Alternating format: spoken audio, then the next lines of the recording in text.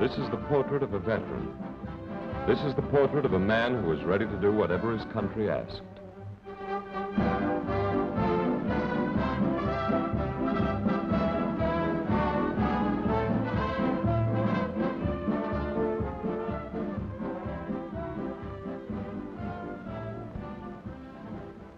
This is the portrait of a veteran who would fight again, if he could. No, he wasn't wounded. It wasn't an enemy shot that crippled him. It's not a wound of battle that makes him walk this way. Yet this soldier was crippled by the war. He was one of the tens of thousands of men who were mobilized. Away from home, away from friends, away from old habits, he was struck by an enemy in the blood, by a germ, the spirochete, the germ that causes syphilis. Syphilis that came, then seemed to go away, but stayed in the blood to cripple him later on. This is the portrait of a veteran of World War I, a portrait of one of the thousands of soldiers taken from duty by syphilis, one of the thousands crippled, some killed, by the enemy in the blood. But this is a sickness and a death that is preventable. Syphilis can be fought and beaten, and in the laboratory they are fighting it. In the laboratory, they found new and powerful weapons against syphilis. There's the microscope test that searches out the spirochete and helps the doctor find the early infection. There's the blood test that can search the blood for syphilis. Doctors send blood samples here for laboratory testing.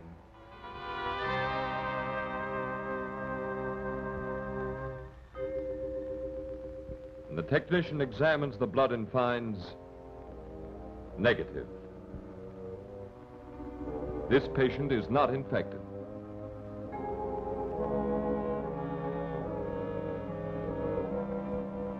Negative. This patient is not infected.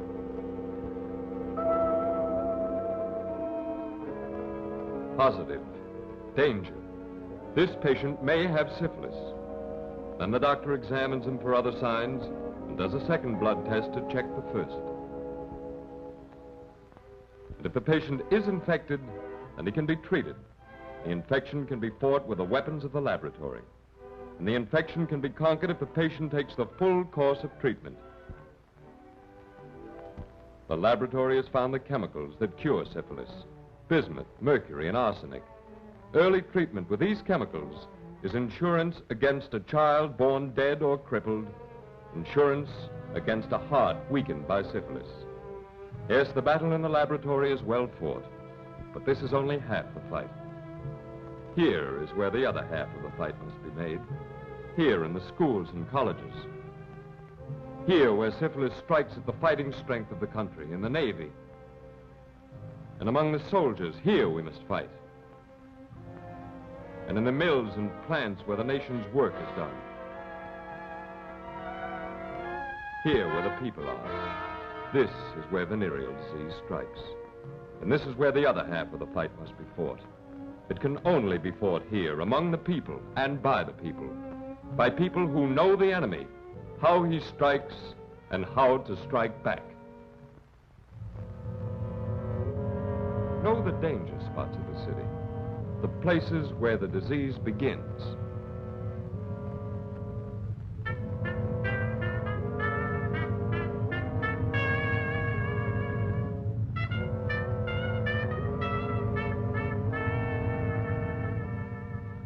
The places that infect the city and infect its people.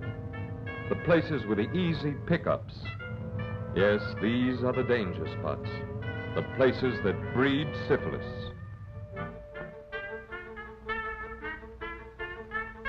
Know the other danger spots. The dark, the hidden streets. The places that are whispered about.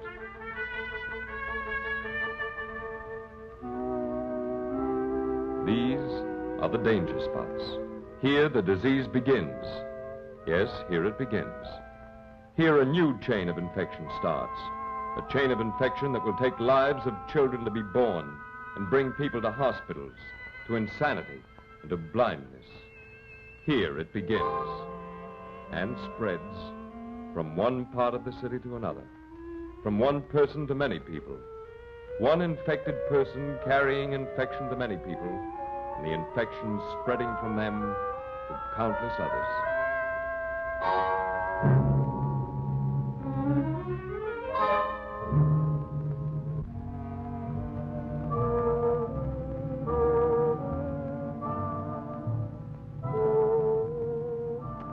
And with the disease come the quacks, the charlatans who thrive wherever people are ignorant, who bring disaster wherever people have failed to fight syphilis, the quacks who promise cures, but never cure.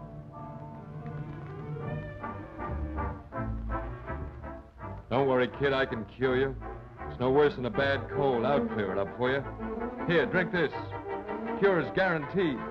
30 years as specialist in men's diseases. $1 a bottle, it's cheap, kid. You can't go wrong with this stuff. You can't go wrong. You can't go wrong. You can't go wrong.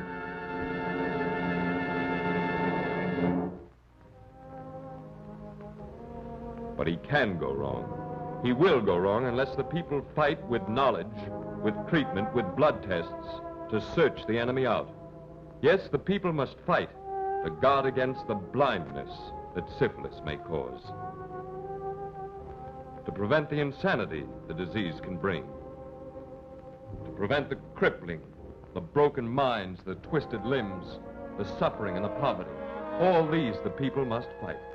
And the fight must be swift and hard, because every day the casualties mount.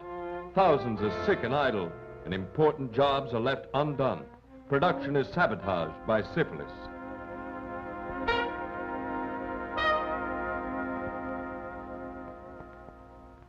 And men already under arms are struck by the disease. In 1917, the Army lost 7 million days from active duty. Syphilis is the sniper, the saboteur behind the lines. But it strikes not in the field, not in the camps, but in the towns. That is where syphilis must be fought.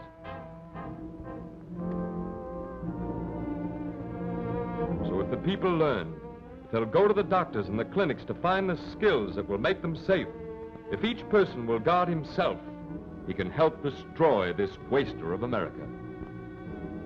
He can save his own and the nation's strength for production, for the nation's security, for all the work and joy of living.